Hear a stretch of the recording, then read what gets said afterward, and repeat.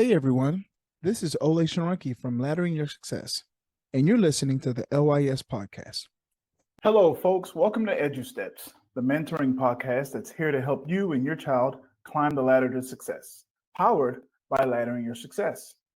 I'm Ole Sharanki, co-founder of Laddering Your Success, here alongside our inspiring co-founder and LYS visionary, Festus Amoye. Festus, let the people know how you're feeling today. Hey man, you sound like you be on the news or the media. This week on report. But anyway, man, I'm good, man. I'm good. It's nice and chilly in Houston. You know, I think Houston is best to me in the winter and the fall and a little bit of spring. Other than that, you can have a rest, man. Them summers, you know what I'm saying? Sure. But yeah, just looking forward to the holidays and big chilling. We'll see. You know, Definitely. And joining us today are two powerhouses in education, the soon-to-be Doctor of Education, Jamark Crawford. Jamark, how you doing today? Ready to drop some wisdom? Hey, I'm doing good, man. Happy to be here with you guys, man. Awesome, man. Glad to have you as always. And of course, the dynamic Daniel Clayton Hill. Daniel, what's the view like from the top of the hill today, brother? Man, it's wonderful over here, man. I ain't gonna lie, man.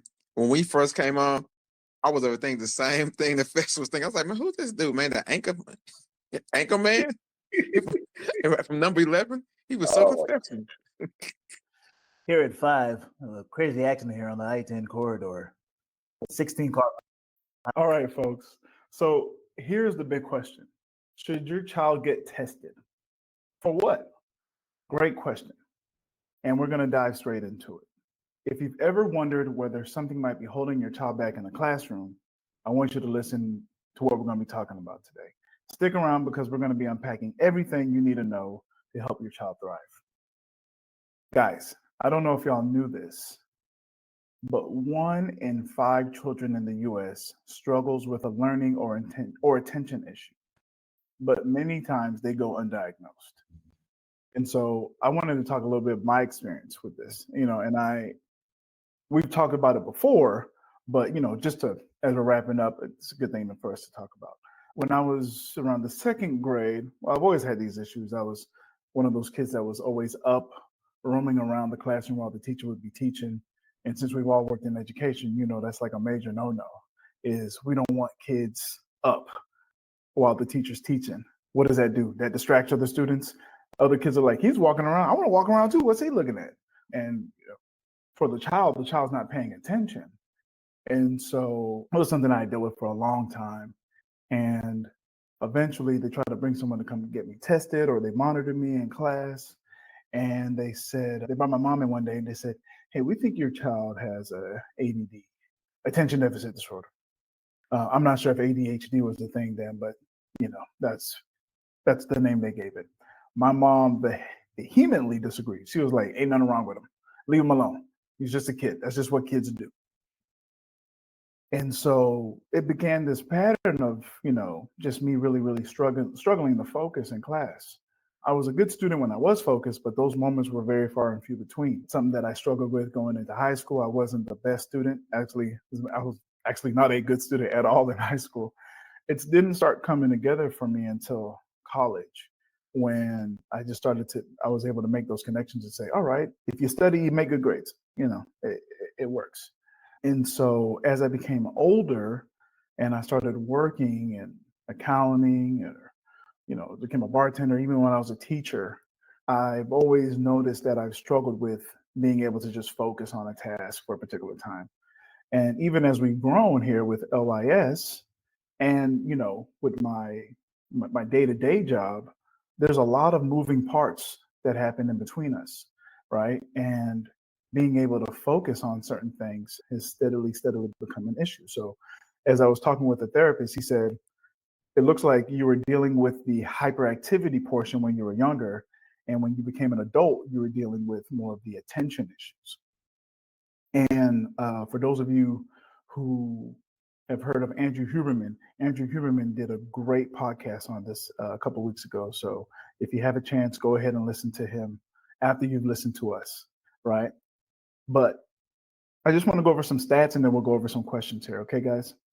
ADHD affects approximately 9.8% of children ages 3 to 17 in the US. Boys are more diagnosed than girls, but girls are often underdiagnosed. The reason why girls are usually underdiagnosed is because some of the main symptoms you see in girls are a little different than what you see in boys. Boys are really easy to see because they're just that much more hyper than the other boys. Girls are the opposite. They tend to go within themselves more. They tend to be more like quiet or just uninterested or apathetic.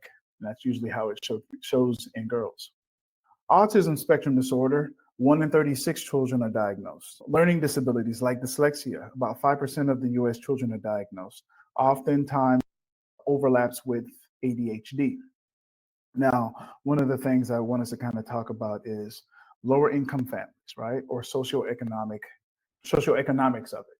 Low income families face delayed or fewer diagnoses due to limited access to resources. Hey, LYS fam. It's Ole. Thanks so much for listening to LYS. I just wanted to take a quick moment to talk to the parents. That's right, mom and dad. Parents, prepare your child for their best educational fit after high school with our comprehensive LYS Parents Guidebook. Our helpful guide includes a range of activities designed to help you better understand your child's unique gifts and abilities. Additionally, we provide valuable insights into the student loan debt crisis and offer practical tips on how to avoid accumulating large amounts of debt. Our ebook also includes a wealth of information on scholarships, grants, and payment exemptions that can help guide your child towards a bright and successful future. With our expert guidance, you can rest assured that your child is well prepared to make informed decisions about their education and career path. Don't let your child's future be in jeopardy. Invest in their future today by downloading the LYS Parents Guidebook. Simply go to lys.com/parents to get your copy today. Now let's get back to the show because you know it's some good topics. So first thing I want to do is I kind of went over my story. I went over a couple of stats. Since we've all worked in education, how have you guys seen conditions like ADHD, autism, or learning disabilities impact students or families in your work? And can you share an example, something that's memorable that kind of highlights the challenges or the triumphs? Because there are a lot of times when teachers are able to create frameworks or environments where children dealing with these things can thrive. So I'll leave it open for anyone. From my experience, I'll go with ADHD first. What I notice is that these students particularly face academic challenges because it might not be an intelligent thing. It's definitely the inability to complete certain tasks and get the assignment done. And so within my experience, like I have a kid who might have trouble focusing. So I let them stand and whatever is best comfortable for them. If they like to stand and do their work, they can do that. If they like to dance, do their work, move and do their work, I have no issue with that. I'll allow them to do that. Yeah, go ahead. And I think the way the public school system is set up, unfortunately, it doesn't particularly cater to those type of students, although there are things in place. Like, for example, if I have a class of 30 students and I know I have this student is diagnosed with ADHD and I'm giving him the free realm to stand and do his work or get a wiggle chair or things of that nature. At the end of the day, because I'm responsible for 30 students, I can't stand over him to get him to do his work, right? Because I have the small group and I have to tend to the other students. And so because of that, that particular students are less successful because they don't complete their work, but they're like very, very intelligent. When the kid comes in the small group with me, because they're in close proximity, they do exceptionally well. It's when they're out on their own, they don't do well. And for this particular student, I remember this kid end up being retained and Daniel Hill got him for the next year and things of that nature. And so it's just unfortunate. And then students with autism, from what I see, a challenge academically, struggling with group activities, working with others sometimes. They tend to lean towards whatever the things they're interested in. If it's in their interest, they'll do it. If it's not in their interest, you'll probably get some pushback. And then students with the learning disabilities, I feel like it's the same thing, to whereas all of these cases need needs attention from the teacher, but because the teacher's attention is split between most of the students in the class, each of those students with those particular needs, if I just be honest, their needs are not being met. And that's how they kind of fall in the cracks of the public school system, because you have 1 to a 30 student ratio, and it's kind of hard to meet everybody's needs, especially those with ADHD, autism, and learning disabilities. So academically, it's a disservice for those students. Yeah, I'd probably go with Crawford. Can you also say the question one more time? I think you're muted. No, he frozen. Yeah, he frozen. I can just go based off what Crawford said too. But yeah, the ratio, I think, like Carl said, the ratio is kind of off because seems like because they want us to focus on them, but then you got kids in there who are on the first grade level, which you still wonder how they even got to your class. So you be like, how did this man never get help, man? How did he not get the help he need?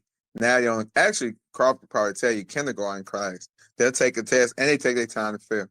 Learning disability, that's the main one. I say like people who, no matter how hard they try, they just can't reach that next level. But even when they have assistants in class, you're still talking about that one part. It used to be, it used to be like maybe 2 people. Now it's like 7 kids in each class. So even though I'm working with my kids and the woman who comes in to help is working, they used to stay there the whole time. Now they're there like 40 minutes or 30 minutes and they got to go to another class. They got to go to another class. And every kid they might have is on a whole different level. So, sure. My autistic kids, usually they're not even a problem. Like Crawford said, working in groups. I had one, he don't really want to work in group. But them getting their work done, they literally gonna get their work done. But I sometimes he's an ADHD too, right? They said that too, right? Correct. Sometimes I be like, some kids, I be, oh yeah, I can see when they got ADHD. But some of them, I be thinking, nobody had just told you to sit down and act right for a second. Like some of me be like, bro, you need to sit down and act right. So, and then it seemed like everybody is, because like if you put them in small groups, like Crawford said, you put them in small groups, these kids like do. I be like, bro, why are you even in spec ed? Why are you this? You just haven't been in a small group session or had done rotations to make you focus. But yeah, so it just all depends. Like some kids, like I said, it's kind of hard to reach every kid, especially like I said, when this next year comes, people can have their kids where they go. I think the world's gonna see what public schools have to deal with, and you're gonna learn that like no matter where you send that kid, if they can't get the help they need, it's a wrap. Some kids thinking, I don't know if it's my side or y'all side. I don't know if y'all hear that. Yeah. I think you're good. Yeah, Fitz, do you have anything on that? Yeah, I think this is definitely a complex issue because you got to deal with, like you said, different perspectives on it. And so one perspective is, the type of student you're dealing with. So kind of like what you said, saying, first generation immigrant parents are going to be like, no, I'm not labeling my child anything. When reality is that sometimes it is the testing and the labeling that is beneficial. Having a proper, accurate diagnosis is what's really beneficial. And so, I think that's something that parents need to consider as educators. It is tough where it's like, is this a discipline issue? Is this a diagnostic issue? Is this just a socialization issue? And then trying to work through those things. And I think the cautionary tale to everybody is the older you get, the less people put up with your issues and the more they had their own. You know what I'm saying? So when you're a little niño or niña, everybody's ready to deal with, oh, poor, such and such. And unfortunately, depending on, and let's not even lie, depending on your skin color, some people are just less willing to put up with, what we consider normal behavior anyway. When the hockey team loses and they tear up the town, it's called being a fan. When somebody gets shot and killed and they tear up the town, it's called being a writer. You know what I'm saying? So even though that's a projection forward in terms of age, it's the same behavior. You see what I'm saying? It's the same behavior. It's destructive behavior. And so, when you look at the kid in the classroom who's displaying, I guess you could say or just not being engaged in terms of academia, we have to look at, okay, well, why is it, and get that proper diagnosis. To me personally, I know this sounds crazy, but I think everybody should just be tested. Just test everybody, because at least if you know what's going on, then you at least you got the information. It's what you want to do with it after that. You know what I'm saying? So that's my basic thoughts. As well, to add to that, the assessment structures that are in the school system are not adequate to fit all the different learning needs. Like when we talk about students with ADHD, autism, and learning disabilities, most of the times I realize it's not an intellectual thing. My students with ADHD, they actually know the content, but the specific forms or ways that we use to assist the students just doesn't speak to them. Because if my student can't sit there and answer 10, 15 questions like writing on paper, but if I'm like, hey, I can ask it to them and they can explain it to me and they can elaborate, boom, boom, boom, it's like, oh, okay, so you actually know the information. But unfortunately, I have to fail you because you couldn't put it in on this paper, on this computer, or in that way. Same with my autistic students and other students and things of that nature. So I feel like if we could come up with more ways to assess students and not just the pencil paper way, because some of these kids do actually have the intellect and they have the knowledge of the content, but they struggle with showing it in a specific way that we want. Man, Hey, both of totally. y'all said something. Oh, my Mhm. bad. Go Go ahead. ahead. Ed. No, No, I no, said no, go both of ahead. y'all said something. Hey, I'll start with Festus. Festus said something like they won't be labeled like first generation. Like we have kids who might not even speak the language good, but the parents don't want him to be labeled as something. So now they're in my class and they can't even speak the language. Even something simple as that. And now a kid about to fail because his parents like, no, don't label that because it might look like, bro, we over here, bro. Everybody's like that. Like it's like there's a whole, and the kid like, I want to go back to my old class because he can't understand it. Like he'll say something. It was funny, bro. Like something simple, like just like we said, who do you feel like? No, he did something. It was like I was like, do you actually? No, my partner said, do you actually feel like you can hit somebody? Like who? And he would say nobody, but he said anybody. He said probably you can hit what? Anybody.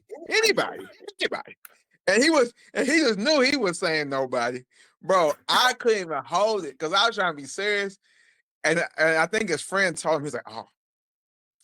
But he just knew he was saying the right word. Anybody. I was like, bro. And anybody could get it. And then Crawford was saying something a few minutes ago, like testing. Like I tell my kids, I like, man, they gonna tell you, and I ain't talking about the school, I ain't talking about the district. I'm just talking about simple the testing form. Like Crawford, they won't like they say, oh, let kids learn all these different ways. If they can't talk, if they can't write it, say it. And I tell my kids, yeah, that's what they say. But in 6 months, you're gonna have to write their way on the paper and do it their way. Hey, LYS fam. It's Ole once again. These days, many families are busy but want personalized attention. We at Laddering Your Success understand this dilemma and have created a unique approach to help guide you and your child with personal development tools to build a life of purpose. This intimate approach is helpful for those parents that feel the need to have a focused heart-to-heart conversation deciding on the next steps after high school. We provide individual post-secondary planning, virtual customized college and career counseling, and scholarship guidance and planning. Our one-on-one sessions are tailored to each individual student to maximize their potential in the post-secondary realm. With our guidance, your child will be able to make their dreams a reality. Don't wait. Simply go to lys.com/parents to get your copy today. Now let's get back to business on this podcast. So I want y'all to learn. Y'all gotta learn this. I said, when y'all leave here, hey, however you gotta do it, understand it, do it. But like I said, Crawford said they not test. They like there's. It's not even like everybody brings the principal, the district, but it's like the whole testing situation. Like you want people to test, let kids learn all this stuff hands on, and people think hands on don't always translate like to paperwork. Like you have some mechanics who know everything, like. But when you go take that test, he can't become a mechanic because he can't take the test. Like he can't break down. Like it don't always translate. That's what I be telling people. Like everything always translates. And then dang, Fest said one more thing, but I can't remember now. But yeah, y'all on point over here. Absolutely, man. Yeah, we brought up some really, really good things. I already know it's going to be a really good topic today. One said something about everyone getting tested. And I think, and this is going to lead to the next question. One of the things I noticed with everyone getting tested is in socioeconomic situations, and I only worked in a Title I school, so I can't talk about scenarios where you're in an area where the socioeconomic status is a little bit better, so you're working in a higher income area, or a school that's not a Title I school. But one of the things I noticed is some of these kids, because of issues like language barriers, where students were the translator for their parents, or that could be a language or just intellectual, ability of a parent or what have you. Some kids, and it could be for a variety of reasons, some kids already knew what they were diagnosed with. So I would be in class and the kid would be like, what's going on? Like, you can do it, da da da da. I'm like, no, I ain't gonna do it. I'm dyslexic. I can't do it. And so some of these kids already knew their diagnoses and they were already using them as crutches or as excuses as to why they couldn't get certain things done. And so I would ask myself, like, the kid has already labeled themselves because they're for whatever reason they're made aware of this. And I went back to myself when I was younger. I knew I struggled, but I never once was like, oh, it's because of this. I was just, because my parents, especially my dad, was just like, you're gonna do this. You're gonna, no matter what. I just had to keep pushing and pushing and pushing and pushing and saying, okay, I'm gonna do this. And so that leads to my second question. In your experiences, what are the biggest barriers that prevent children from getting diagnosed or receiving that support? Do you think things like the socioeconomic status? Do you think things like race or ethnicity play a role? This is going to sound pretty interesting, but I do think race plays a status, but I was doing some research on this when during my undergrad, and what I come to find is that young Black boys were being diagnosed at a higher rate, but it only appeared to be diagnosed at a higher rate because the interventions were coming later and the testing was coming later.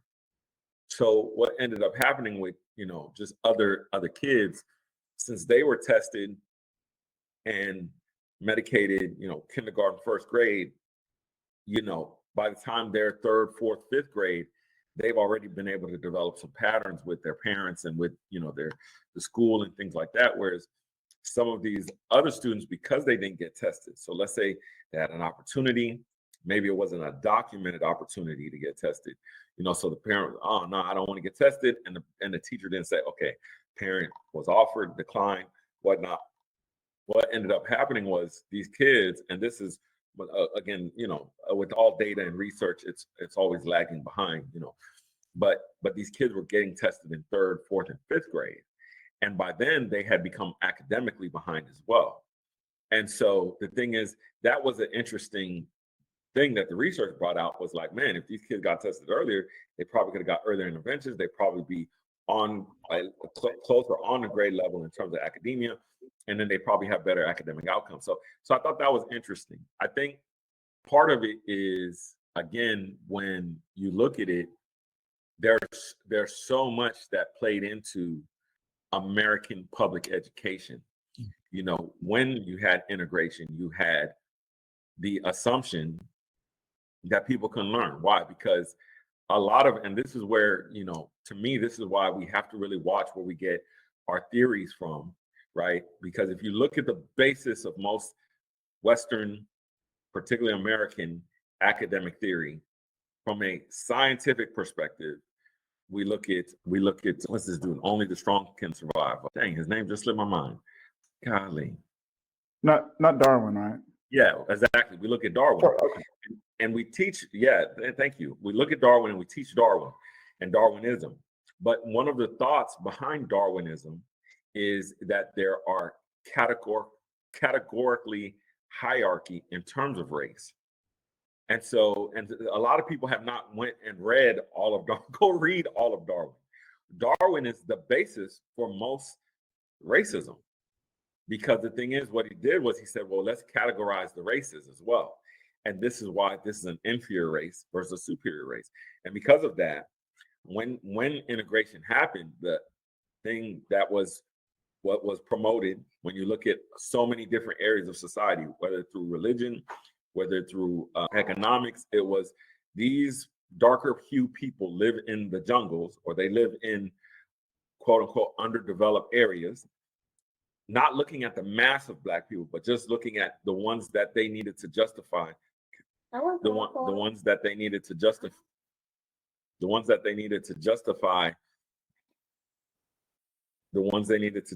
colonialization and slavery on. They took that thought process of, we need to justify what we're doing, make them sub less than human. Oh, here's a guy, Darwin, that says they have not yet evolved, so we can then justify ourselves. Well, when you translate that into the classroom and you got these kids who are, you know, basically coming in from quote unquote cotton fields, coming in from sharecropping and things like that into the classroom, it's like, okay, they can't learn because of their skin color. And what I think started surprising and shocking most people is some of these kids ended up being some of the best academically. And so I think, how does all of that translate into the classroom now? I think it translates in the classroom now because sometimes we could presuppose the bias of others and therefore do harm to ourselves, right? We could presuppose the bias of others and do harm to ourselves. I think that teacher is racist, therefore I'm not gonna let my kid get tested by that racist teacher, when that teacher might not even be racist. Again, you're coming out of a system, and as that system comes and unwinds, sometimes you need to have conversation and dialogue. Oh, you want to get my kid tested? Why do you want to get my kid tested? Tell me some of the behavior. Okay, and really open up our ears as parents, as community, to listen. Okay, well, maybe such and such does do these things. Well, am I disciplining them at home so that they don't do these things? You know what I mean? Okay, well, is it because, like, and I'll use my own son as an example, is he gets around his primary teacher, well-behaved, does what needs to be done. He gets around teacher's aide, teacher's assistant, he's like, oh, I can play. And part of it is just the amount of time he needs to see somebody's authority. Plus, he's one of those kids where it's like, he's pretty intelligent and he could read and be not read academically, but read a situation. And then he'll be like, oh, no, I could play you. You know what I'm saying? So, you know, you got to just know that and roll with it. So. Yes, he can. Yes, he does do that. He's tried it on me on several occasions. I had to shut it down. Go ahead, Crawford. I think one of the barriers that prevent children from getting diagnosed or receiving the needed support is the pressure that the in-classroom teachers face to be successful in the students learning everything and all those different pressures, specifically because when you have teachers at lower age, let's say lower grade levels, second, third grade is where they begin to start testing and things of that nature. So what you will start to see is that unfortunately, their ability to teach the content is not at the same rigor of testing. And so that's one of the ways students fall within the cracks, between the cracks, because if you're teaching a certain topic, surface level, or the lower rigor of the Bloom's taxonomy, right, which is just recall. So if my instructional practices are just recall and not really involving the higher part of Bloom's taxonomy, which is like application and creation. So when in my class, it's like, oh, Johnny is passing all of my assignments. And then when they take the state assessment or whatever kind of major assessment, it doesn't reflect the same thing. So you have this student who has passed the whole year on like report cards and things of that nature. But when they take the state assessment, they perform poorly. And then when at the end of the year they have those conversations. Hey, LYS fam, it's Ole. You know, if there's one thing I love, it's something free. I'm talking free 99, un gratis. No shipping or handling fees, no gotcha fees, nothing like that. With that being said, if you're graduating soon or thinking about college or need a nudge or help to decide, then our free ebook, 10 Things to Think About Before Going to College, has a very balanced and open-minded way of presenting your next steps. It captures broad topics in a personal way by giving students an insightful, interactive, and reflective source of inspiration. It is very beneficial to be able to visualize some of the concepts after high school and apply them directly to you. We all know life, college, and career planning decision-making choices for students can be challenging, especially as they near the completion of high school. This book will provide you with a self-paced guide to your success beyond academics and into real life. Not only is it free, you can complete this book within a week. This will definitely prepare you for long-term success. To get your free copy, simply go to lys.com/students. I mentioned it was free, right? Well, if I didn't, it's free. Like, for real. Okay, back to the podcast. Are these students going to be retained, passed, or whatever? Well, they'll look at, oh, well, he's been passing on a report card the whole year. So, you know, they'll place him to the next grade. So he'll get placed to the next grade. A cycle like that could continue until they get to a grade level to where it becomes difficult to kind of like apply like low level thinking or just recall. You have to have the application. So that's where if I'm a fifth grade teacher, I get these students and they're on like a third grade level. And it's like, well, hey, how did you even make it to the fifth grade and you don't have these required skills? Those students tend to slip in between the cracks. And that's why I feel like the pressure comes to the in-class teacher to where it's like, okay, I got to teach this, to where they water down the content because they have to teach all of these things in a certain amount of time.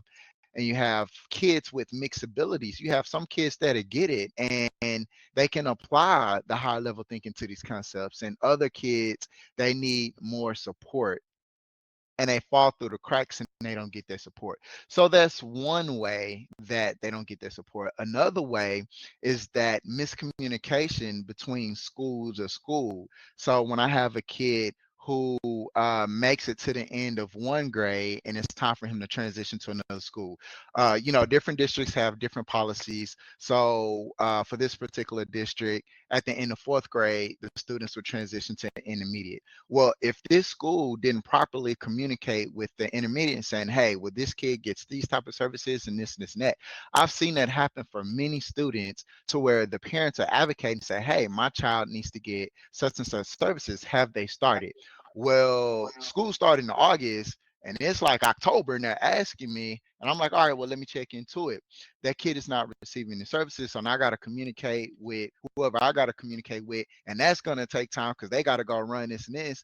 And it turns out, oh, this person is supposed to get services. So now they got a back door and they can't just give them services. They have to have a collective meeting to come up with this plan, which then takes another month before that child to finally get services. But if that parent didn't know and didn't speak up, that child will slip in the cracks. So I feel like the pressure of everyone doing their job and this and this and this and moving, it's very easy for these kids to slip between those cracks. And every now and then you have a teacher that is very passionate about their students and to advocate for their students, but most teachers just kind of go with the timelines that they're given. So I think that's a way that these kids can go without receiving the support that they actually need.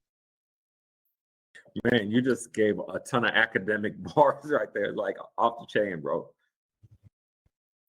Absolutely. And before we go to the next question, actually, I think we both mentioned, I think we've all mentioned this as parents. And so I just thought it would be a really cool, quick opportunity to talk about the LYS Parent Guidebook, which makes it easy to help you make post-high school decisions. We talk about preparing for the best education fit after high school. We complete activities to better understand your child's gifts and abilities. We learn about the student loan debt crisis, guide your child to avoid accumulating large amounts of debt. We talk even more about scholarships, grants, and payment exemptions, and we learn about different resources that can help benefit your student in post-high school endeavors. So in that same regard, what advice would you give to parents who are hesitant to pursue testing for their child, either because of stigma, because of cost, or because of fear of labeling? Man, I could talk about this book from a personal standpoint, and I think, like I said, that's why what Jamar said was just absolute bars. Is that, like, for example, we're trying to get Zach tested for speech, and I'll give the situation. So we noticed his speech delays, and we were doing some things, working on it at home when he was younger. But as we were working on it, me and my wife had to come to agreements of like, hey, let's get him tested. This is a real issue. And I think with that, by the time we got to the doctor, then we tried to use some new technology, virtual stuff that fell through the cracks. Well, then we went to a company. They were basically trying to discourage us from using insurance and pay cash. That ended up, by the time the time came around, the doctor's order ended up lapsing. Well, we talked to the school. Well, now we talked to them in October, and now they're not being able to get them tested till March. And the reality is, even then, his teacher is now switching positions. So there's a lot that goes into parent advocacy, in the classroom, in the school, out the school, things like that. But to me, what I really think is, do you want the best outcome for your kid as a parent? That's really the bottom line question. And so there's what you can do, and because I happen to have some background experience in knowing some speech things, I can probably see things a little bit earlier than maybe the average parent. But I would just say, all parents out there, what is it that you can do to advocate for your child besides screaming and yelling at the teacher? I know it's a frustrating situation. You want to get your child help, but having regular conversations with your teacher, your child's teacher, is, I think, key. But also talking with your teacher, trying to find out more about how the process works. So I think that's a thing that Dr. Crawford pulled up that's really powerful, is just saying, hey, look, have a conversation about how the process works. So you can say to the administrator, hey, I would like to get my child tested. What are normative timelines for what I could expect? What should I expect? Things like that. And I know there's also advocacy programs out there. So I'll end on that.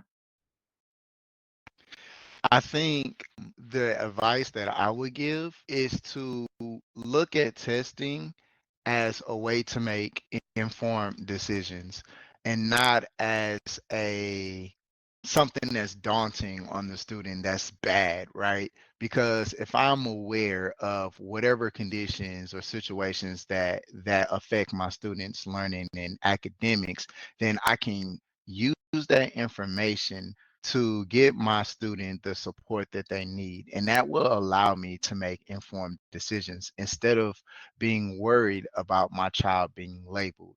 Because now that I know whatever the case may be, I can now start getting resources, and I can now start advocating for my student, for my child, in whatever way necessary. Because oftentimes these public school systems do make mistakes, and communication is dropped from school to school, and things just don't happen from teacher to teacher, program to program.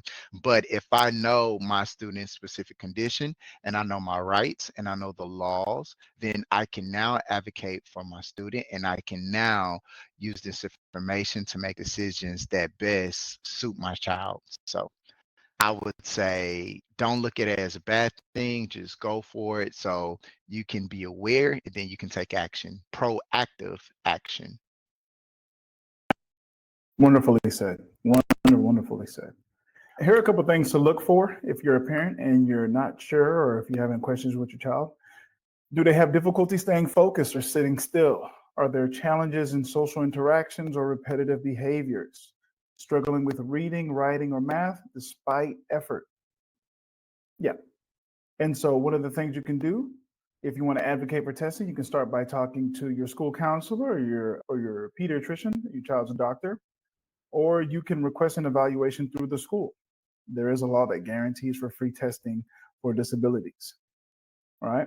Anyone have any final things they wanted to drop in before we closed out? Nah, just shout out to our listeners. Thank you so much for helping us grow. Continue to hit the like and share button. We'll bring them more in 2025. Folks, thank you for joining us on Edge of Steps, powered by Laddering Your Success. A huge thank you to the future Dr. DeMarc Crawford and Daniel Hill for sharing their insights today.